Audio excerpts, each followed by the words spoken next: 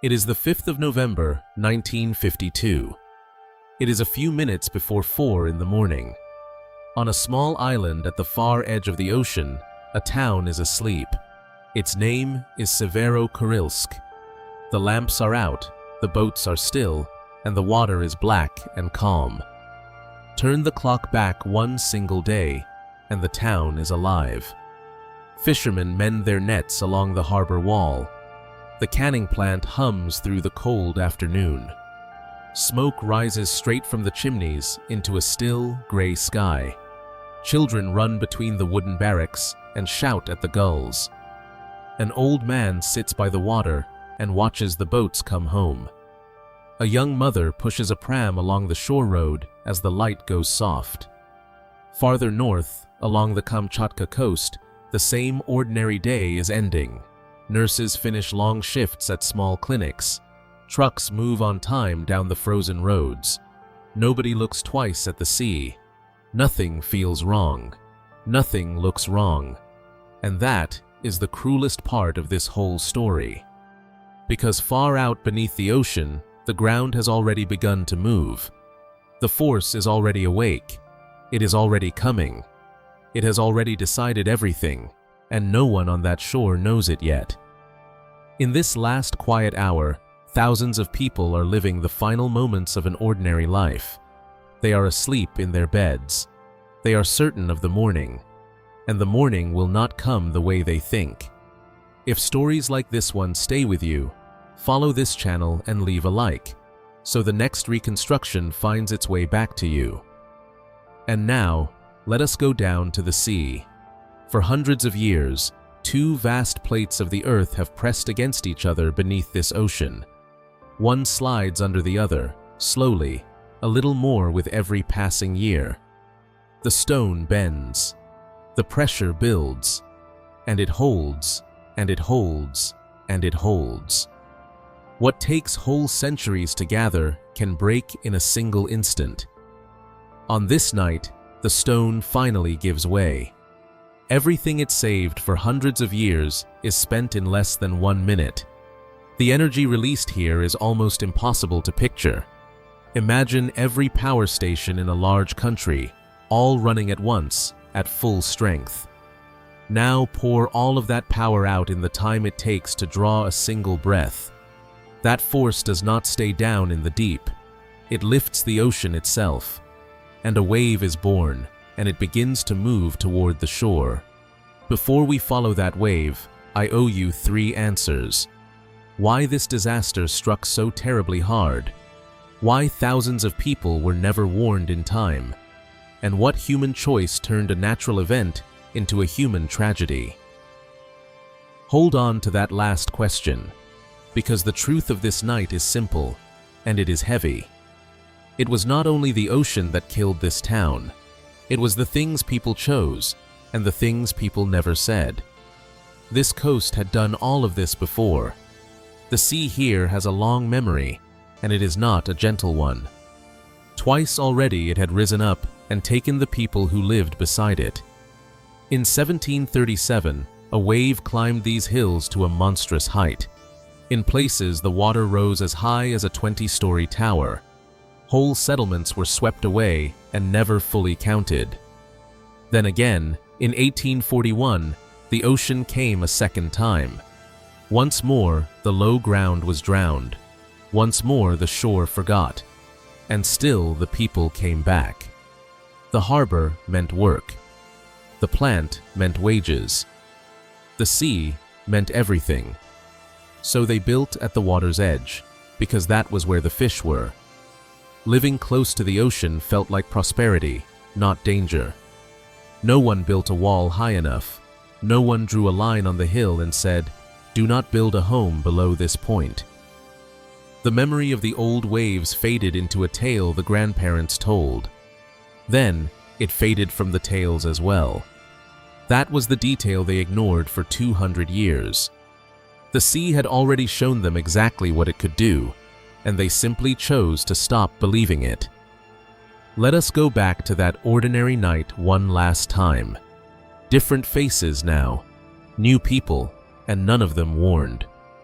A fisherman sleeps with his boots by the door, ready for an early tide. A nurse rests at last after a long shift at the hospital. In the barracks by the shore, young soldiers sleep in rows, far from their homes. A boy leaves his bicycle leaning against a fence. A shopkeeper counts the day's coins and turns off the light. Somewhere a baby wakes, is fed, and settles back to sleep.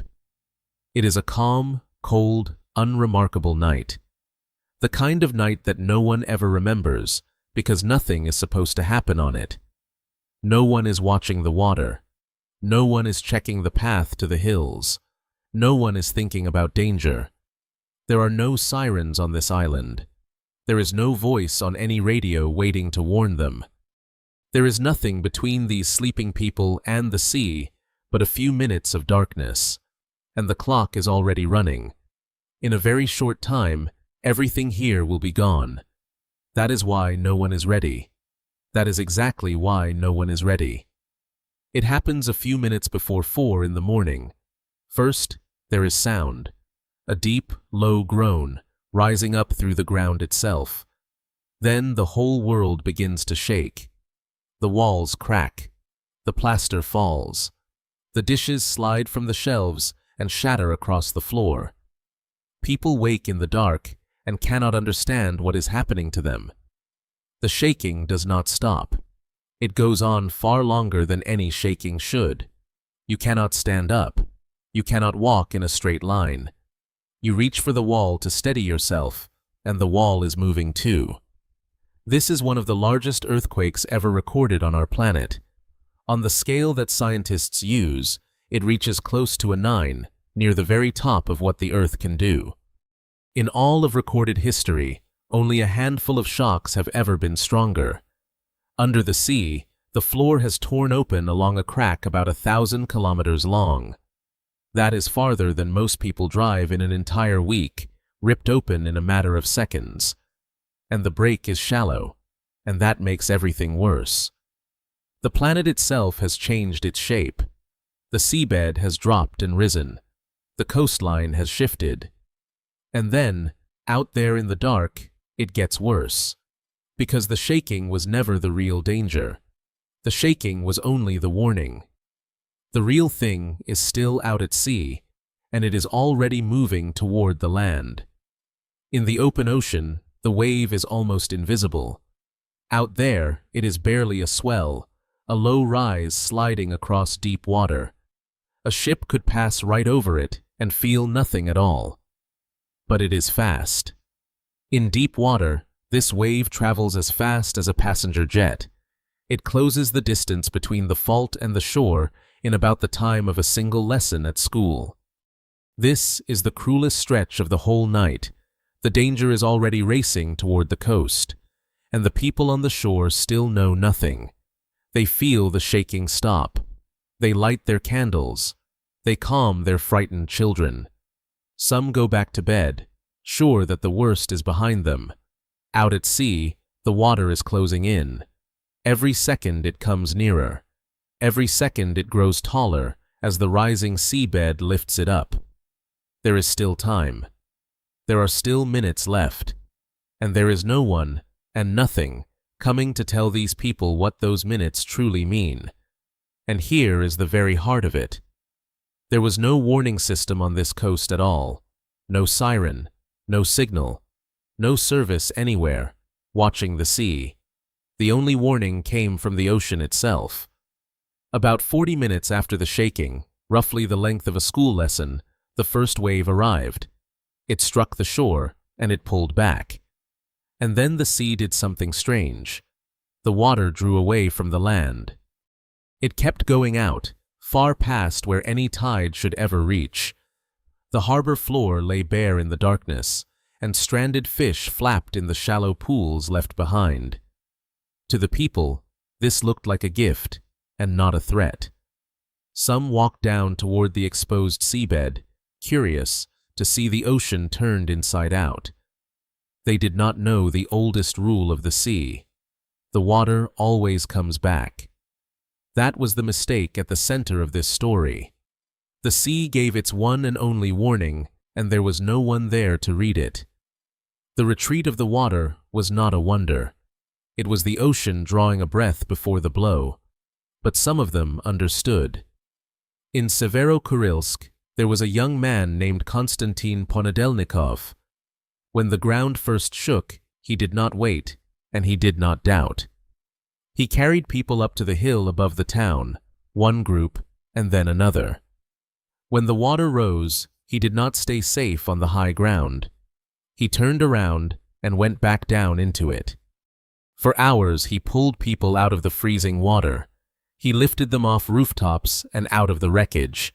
He climbed back into the cold again and again, and he brought the living out. For a few of them, there was a hand in the dark and a way up the hill. But for most of the town, on that night, there was simply no time at all. Now forget the tall blue wall of water from the films. This is not that. This is something far worse. The second wave comes about 20 minutes after the first, the time it takes to boil a kettle. By the time it reaches the shallows, it stands 15 to 18 meters high, as tall as a 5- or 6-story building. And it is not clean, and it is not blue. It is black. It is not really a wave at all. It is a moving flood of broken houses, timber, ice, and mud. It does not crash and pull back. It grinds forward, and it does not stop. There is a roar you feel inside your chest. There is a scream of tearing wood. There is darkness and cold and rushing water where a street used to be. The town of Severo-Kurilsk is erased. Whole villages along the northern islands are wiped from the map within minutes. The narrow strait between the islands of Paramushir and Shumshu fills up with floating houses and torn-off roofs, and beyond these islands, the rest of the world sees nothing. There are no cameras here. There is no broadcast, no film, no voice on the radio telling anyone what is happening. A city is dying in total darkness, and no one out there even knows. Not everyone ran that night. Some of them stayed at their posts until the very end. The radio operators stayed by their sets, tapping out what they saw, trying to reach the mainland through the dark. Some of those signals simply stopped in the middle of a message and never came back. Down along the shore stood the barracks of a small army unit. The men slept close to the water. When the wave came, almost the entire company was lost in a single moment. One man lived, only because that night he happened to be somewhere else. There are no famous names for most of them. There is only the fact that they stayed, and the silence left where their voices used to be. And now, the hardest truth of this night. The time was there. Between the shaking and the killing wave, there were about 40 minutes. That is long enough to climb a hill and stay on it. The first wave even spared the ones who ran. They reached the high ground, and they lived through it. If they had only stayed up on that hill, most of them would have lived to see the morning. But no siren ever called them back. No voice on any radio said, "Do not go down. It is not over." In that silence, they read the calm as safety, and they walked back toward the sea. They did not die because they were foolish. They died because no one had ever built the one thing that could have saved them. A single warning in the dark that never came. The cost of that silence is almost too large to hold in the mind. The town of Severo-Kurilsk held about 6,000 people, roughly the crowd that fills a small stadium. By the official count, 2,336 of them died. That is more than a third of everyone in the town, gone before the sun came up. Nearly 4 in every 10 people who lived there did not survive the night. But even that number is a quiet lie. Soldiers, laborers, and unregistered families were never fully counted. Later estimates run far higher, to 8,000 to 10,000, some as high as 14,000, more than twice the town the maps ever admitted was there. The wave did not stop at these islands. It crossed the entire Pacific Ocean, thousands of kilometers of open water. A full day later, on the far side of the world, it still had the force to smash boats in Hawaii. Homes became splinters, families vanished together. Whole settlements that had names and schools and harbors simply stopped existing. And the worst part of all is that the warning had always existed. It was simply buried twice over. It was buried in history. The waves of 1737 and 1841 had already proven what this coast could do. The record was there for anyone who chose to read it. And then it was buried by the state. In the days that followed, a scientist on Kamchatka prepared to tell the public the truth about what had happened. His account was written, and then it was quietly killed. Not one word of it reached the newspapers. The country was preparing to celebrate a holiday. A drowned town did not fit the mood, so the disaster was locked away. The survivors were told to keep silent, and the lesson was sealed shut for decades. The knowledge was there. The evidence was there. The people who understood it were there. And every one of those warnings was pushed down into silence until the sea itself had to teach the lesson all over again. After it was finally over, some things did change. In the years that followed, the country at last built the warning service it had never had. Stations now watch this sea, waiting for the next great wave. The town of Severo-Kurilsk was rebuilt. This time they moved it back and up onto higher ground, away from the reach of the water. The lesson was finally written into the map itself. But the people who paid for that lesson will never see it.